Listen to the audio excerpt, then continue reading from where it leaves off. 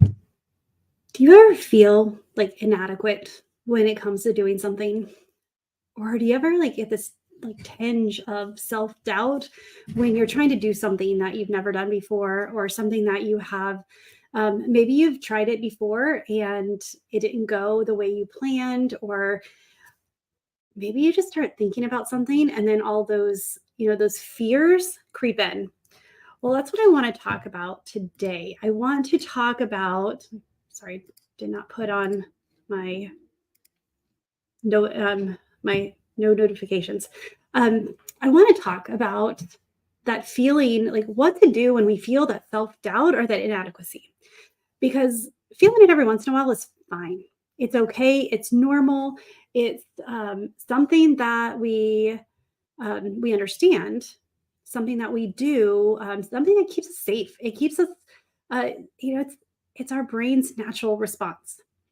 But I wanted to talk about like because the problem is that the more we think about this, um, the more we lean into self doubt and feeling inadequate, the stronger it gets, and then that's when it becomes a problem. That's when it starts paralyzing us. That's when it will stop us from actually moving forward, getting what we want, realizing a dream, um, pursuing a relationship, having, with our family, our kids, our whatever. Like it's self doubt can come in so many forms.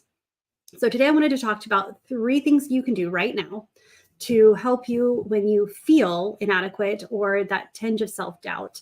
And I wanted to share a story of one of my clients because she came in, and the funny thing about self-doubt, the funny thing is when we start to break it down, or when we talk to someone who knows us, or we talk to like someone about it, it's so evident that it really is a unfounded fear.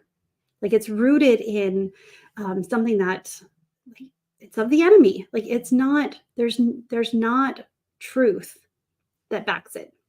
So my client who I'll call her Sarah because that's the first name that came to mind.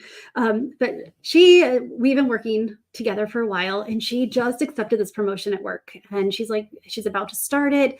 She's, finished onboarding, and she's like, Tammy, she's like, I don't think I'm ready for this. I was like, you've been working towards this for a long time. Like, let's dive into it. And it came to the fact that she's like, well, I feel like I'm inadequate. She's like, I feel like I'm not ready for this promotion. And we dove in, and then I asked her more questions because just a blanket, when I'm like, but you've been preparing for it. Are you ready? She's like, well, I know I'm ready. Okay, so let's dive in deeper. What aspect are you feeling that self-doubt? And so we peeled layers. And the first thing that you can do, and the first thing that we did together was, what specifically are you doubting? When you get clear about what you are actually doubting, whether it's, I'm doubting that people will, will like what I have to say, or if you're public speaking, that's one that that's one that I actually had to work through, and I'm still working through. But it's like, oh, I'm afraid what others will think. I'm afraid, so I'm doubting that I can please everyone. Well, just know that like there's no pleasing everyone. But for her, let's go back to Sarah here. And she's like, well, we started pulling apart, and this position came with a team. She's stepping in, and for the first time, she is leading a team of three. So there'll be her and three people who are going to report to her directly. And she's never led a team before, or so she thought. So after you break everything down, like really get clear on what aspect are you doubting of yourself? Like what, because her big thing is like, I'm not ready for the position. I'm not ready for the job. But I was like, you've been preparing. So and when we started asking questions, she's like, no, I am ready. Okay. And then we got to the team, and we knew that was the direction. Okay. So then the question is, where have you done this in the past? What have you that shows that where's the evidence of the past that you're capable of this now? She's like, well, Tammy, I've never led a team before, so I don't have any evidence. Like, okay, let's think broader. What is a team? What's another name for a team? A group, okay? A family, okay? It's like, so you have a family. How long have you been a mom? And she's like, oh, I've been a mom for 21 years. I was like, okay, was there ever a time that you needed to lead your family? And she's like, well, yeah, I led them all the time. I made sure, character development, and I made sure that they had everything they needed. And so we broke it down, and we showed her brain evidence that what she was doubting, she's actually already done. It may look different. Other areas that she said that she did is she led a Bible study when she was younger. She led a group in college. She had a team. She was on an intramural team, and she was the captain of their intramural team. So she led people. Our brains will put this blanket. I don't know how to lead people. I don't know how to manage. I'm not a leader.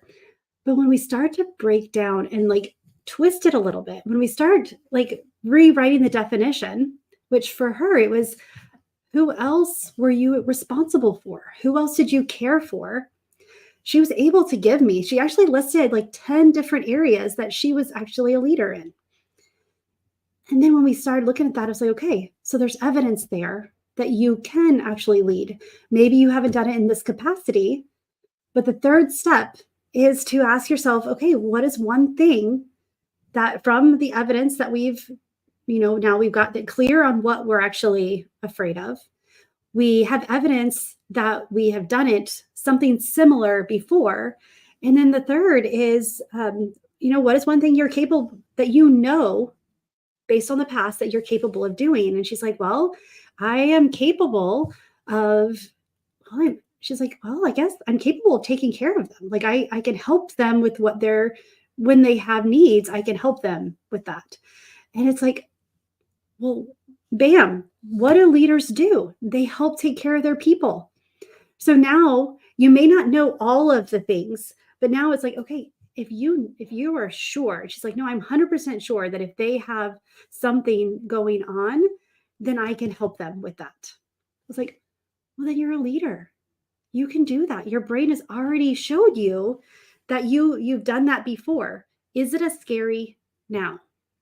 And she's like, well, no, not if we put it that way. And it's like, okay, we can do this with everything.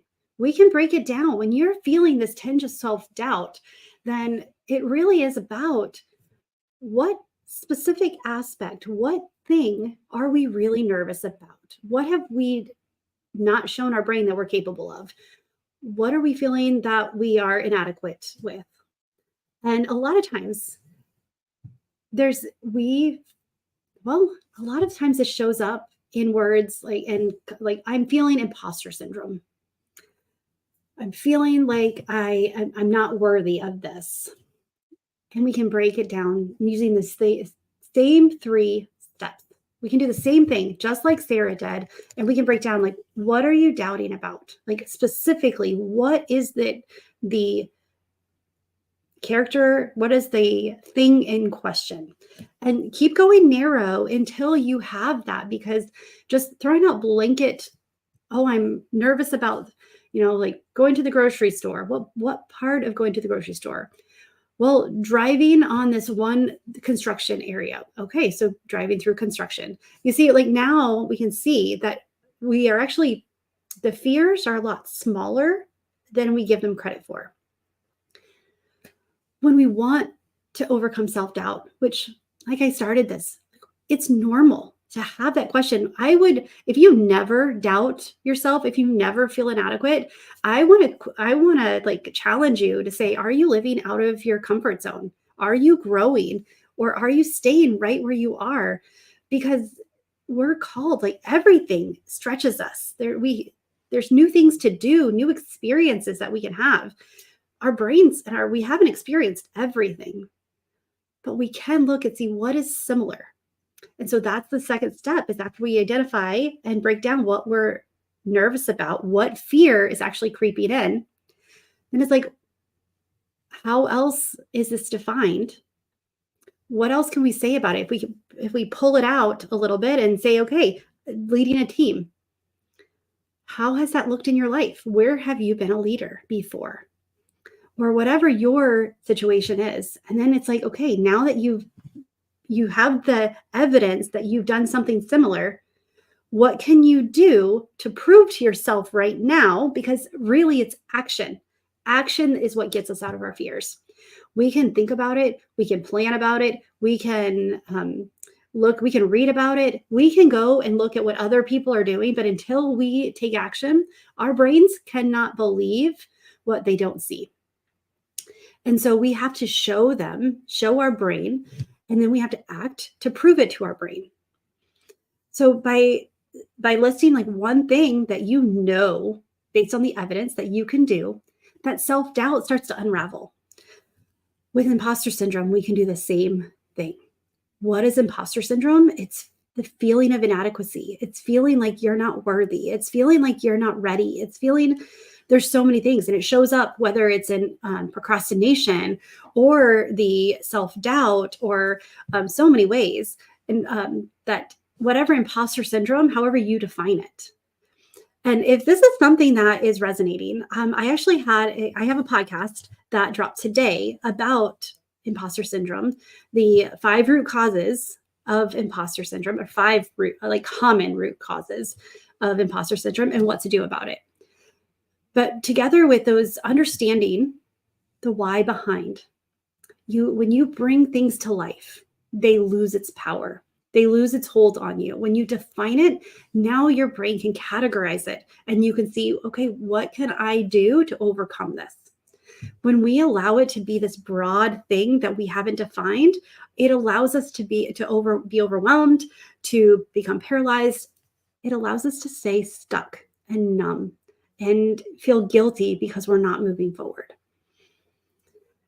So if you are interested in knowing more about the root causes of imposter syndrome, go to my podcast, The Full Weight of Joy, and it's 5 ways to overcome imposter syndrome and what to do about it, and how to start achieving your goals.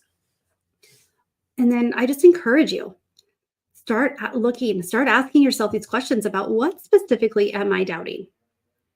It really can be that simple. When we overcomplicate things, when we make things bigger than they are, that's when they have a hold on us, because then it's too much for our brains to handle. But when you define things, now you can work with it. Now you can see how else can it show up. What other way? Just like with Sarah and her leadership, she was able to list multiple ways instantly of ways she led people when we looked at it in a different way. Your skills that you have, the things that you've been through, they are all leading to this moment. You are ready for this next step. You're ready for what's coming your way. You're ready to take it. Don't allow self-doubt and inadequacy to become your normal. Don't allow that to have a foothold in your heart and in your mind, because it will stop you from having the life of your dreams, from having that fulfillment and the impact and the joy that you are desperately searching for, and that is right there in your grasp. You are capable. You're worthy of all of this. That self-doubt does not belong there. And I guarantee that if you work through these 3 steps, you will see how that self-doubt doesn't actually, it doesn't have a place at all, that it's a lie, that it's meant to keep you stuck, it's to keep you numb, keep you overwhelmed, to keep you anxious. And so you're not achieving what you're capable of. So friend, if you want to talk about this, if you want to figure out what is the root of your self-doubt and your inadequacies and your feeling stuck, overwhelmed, numb, whatever your brain is defining it as, reach out, just put deeper in the comments here, and let's talk about what your fear is, because it's not as big as you believe. When I started breaking down and defining what I was actually scared of, when it came to public speaking or being visible or speaking my mind, I realized that I was already doing it in other ways. I was doing it in ways that seemed safe, but by using that safe ways as evidence, my brain's like, oh, well, I can do this too. This isn't as hard as I thought. So comment deeper. Don't stay stuck. Don't stay in this cycle of self doubt and inadequacy because it's not going to get you what you want. It's not going to help you feel fulfilled. It's going to help you feel guilty and shameful. It's not going to help you have the relationships that you desire. It's going to have a wedge between you and your kids or your spouse or your friends because they're able to see something that you have blocked in yourself. Also, when you're feeling inadequate and you're feeling less than, it builds a wedge and you just can't connect the way that you want to connect. So I encourage you to go through this exercise, but I also encourage you to reach out, stay deeper. Let's do this together. We can even do this in the 20-minute call. Is we can get to the root of your fear in that time. Like it may seem so big, but when we start to define it, we start to boil it down, we're able to get one action that changes everything for us. So with that, choose joy, friend, till joy chooses you. I cannot wait to talk to you tomorrow. Bye for now.